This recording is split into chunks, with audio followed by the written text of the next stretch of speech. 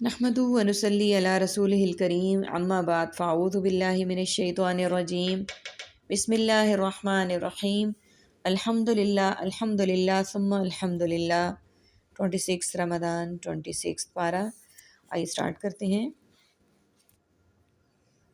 हकीकत तो यह है कि ये निज़ाम कायनात एक बेमकसद खिलौना तो नहीं है। और मकसद क्या है कि इसमें लोगों का इम्तहान लिया जाए, जिसमें लोगों का इम्तहान नेक व बद, ज़ालिम व मज़लूम का फ़ैसला इंसाफ के साथ किया जाए।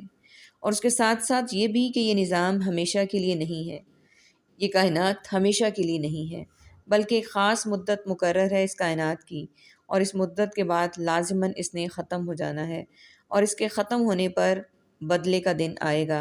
लेकिन वो दिन जो अल्लाह और उसके रसूल वो दिन जिसका अल्लाह और उसका रसूल जो लोग जो हैं जिस दिन का इनकार करते हैं और अल्लाह और रसूल का इनकार करते हैं, वो इस असल हकीकत से मुंह मोड़े हुए हैं। इन्हें ये भूल चुका है कि उन्हें मरने के बाद दोबारा ज़िंदा भी होना है।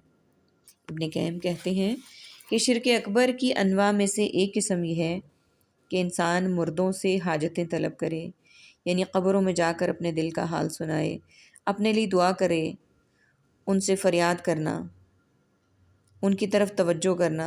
दुनिया की शिर्क की असल बुनियाद यही है, क्योंकि मैयत के तमाम आमाल मुनक़ता हो जाते हैं और वो अपने नफ़ा नुकसान का मालिक नहीं होता। इसलिए हमारे यहाँ मज़ारों पर जाकर चादरें चढ़ाना, मुर्दा लोगों से दुआएं मांगना सरासर गलत है। वो लोग तो अपने लिए कुछ नहीं कर सकते, तो हमारी अल्लाह के पास सिफारिश कैसे करेंगे? और ये शिर्क की एक किस्म है। अल्लाह ताला हमें हर किस्म के शिर्क से बचने की तौफीक दे और हमें हमेशा सीधे रास्ते पर चलाए।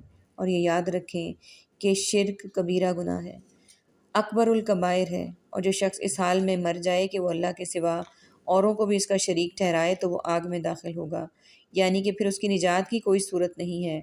और जो ऐसा ना करे वो जन्नत में दाखिल नहीं होगा। जो ऐसा ना करे वो जन्नत में दाखिल होगा, यानी कि लोगों के रूबरू लोगों के दो बड़े गिरोह हैं, एक वो जो शिर्क करते हैं और एक वो जो शिर्क नहीं करते। वो इंसान सबसे ज़्यादा अल्लाह के करीब है जो खालिस होकर अपने सारे नेक अमाल अल्लाह के लिए करता है। और ये एक नसीहत की बात है हमारे लिए कि हम जो भी नेक अमाल कर रहे हैं उन पर गौर करें और फिर देखें कि हम दूसरों से नेकी के कामों में आगे कैसे बढ़ सकते हैं। यानी आम तौर पर हम अपने आप को ज़्यादा नेक समझते हैं और दूसरों के कामों को कम समझते हैं। ये एक आम नफ्सियाती कमज़ोरी है कि मैं सबसे अच्छा हूँ, मैं सबसे अच्छा कर रहा हूँ, सब अच्छा है। लेकिन इसको रिवर्स कीजिए कि मैं बहुत पीछे हूँ और बाकी सब आगे निकल रहे हैं, तो मैं इनसे आगे कैसे निकल सकता हूँ। हम में से हर एक को अपने बच्चों से शिकायत रहती है कि वो हमारे लिए ये नहीं करते, ख्याल नहीं करते, केयर नहीं करते, मोहब्बत नहीं करते, परवाह नहीं करते। अक्सर वालिदैन शिकायत करते हैं अपने बच्चों की, तो इस मामले में भी अल्लाह की तरफ रुजू करना चाहिए कि अल्लाह उनके दिलों में डाले कि वो वालिदैन की कदर करें, क्योंकि हमारे बच्चे जो हमारे साथ करते हैं ना, वो हम अपने वालिदैन के साथ कर चुके होते हैं। हमें भी शऊर देर से आता है। हमें हमेशा अल्लाह से दुआ करनी चाहिए कि बेशक अल्लाह मैं तेरी इताअत गुज़ारों में से हूँ और मेरी औलाद को भी इताअत गुज़ारों में शामिल कर। तो इससे ये बात साबित होती है कि हुस्न सलूक के हकदार दोनों हैं, यानी माँ और बाप। लेकिन माँ हुस्न सलूक में बाप पर मुक़द्दम है, क्योंकि माँ ने तकलीफ़ें ज़्यादा बर्दाश्त की हैं और माँ के 3 हक़ हैं, जैसा कि एक हदीस से हमें मालूम होता है और ये भी पता चलता है कि 40 साल की उम्र में तौबा की तरफ रुजू हो जाता है। आजकल अगर आप बच्चों को कहें कि रमज़ान है, इस्तग़फ़ार करो, तौबा करो, देखो रोज़ा खुलने का वक्त है, दुआ करो, अज़ान के बाद की दुआ करो, तो ऐसा लगता है कि शायद उन्होंने सुना ही नहीं। कर भी लेते हैं, लेकिन वो रिस्पॉन्स नहीं होता जो हम चाहते हैं। जो हमारा दिल चाहता है कि वो पूरी तरह मोहब्बत से उस बात को कबूल करें जो 40 साल के होते हैं। जब वो 40 साल के होते हैं तो फिर उनके अंदर ये एहसास पैदा हो जाता है कि उन्होंने ये सब काम करने हैं اور پھر ایک وجہ یہ بھی ہے کہ 40 سال کی عمر میں انسان اپنی لائف کے لیے بھی بہت اسٹرگل کر رہا ہوتا ہے. اپنے بچے چھوٹے ہوتے ہیں، گھر بنانا ہوتا ہے، جاب کے تقاضے ہوتے ہیں، زندگی مصروف ہوتی ہے. یعنی اس عمر میں مصروفیت بھی اپنے عروج پر ہوتی ہے. اپنی بیوی بچوں کے بھی بہت سے تقاضے ہوتے ہیں، اور عورت کی ذمہ داریاں بھی بہت زیادہ بڑھ جاتی ہیں. والدین اگر بیمار ہیں تو چھوٹے بچوں کو گھر چھوڑ کر آ نہیں سکتی، لا نہیں سکتی. کئی مجبوریاں ہو جاتی ہیں کیونکہ اس کی ذمہ داری اس کا شوہر، بچے اور گھر ہو جاتے ہیں. اسی طرح شوہر کی بھی کچھ ذمہ داریاں ہوتی ہیں.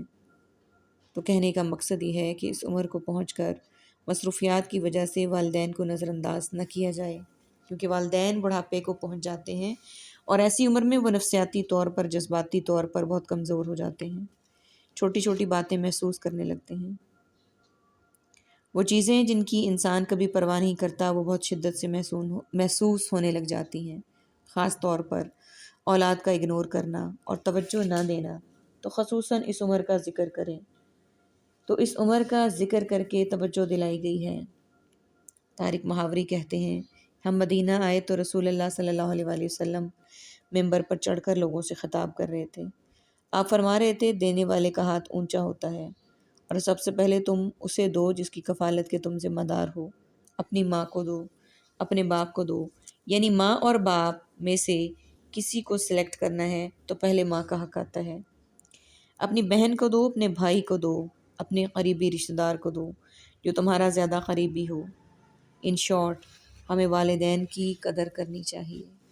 اللہم اجعلنا منہم، اللہم اجعلنا منہم، اللہم اجعلنا منہم.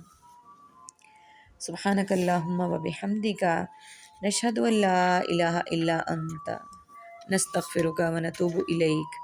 السلام علیکم ورحمۃ اللہ وبرکاتہ.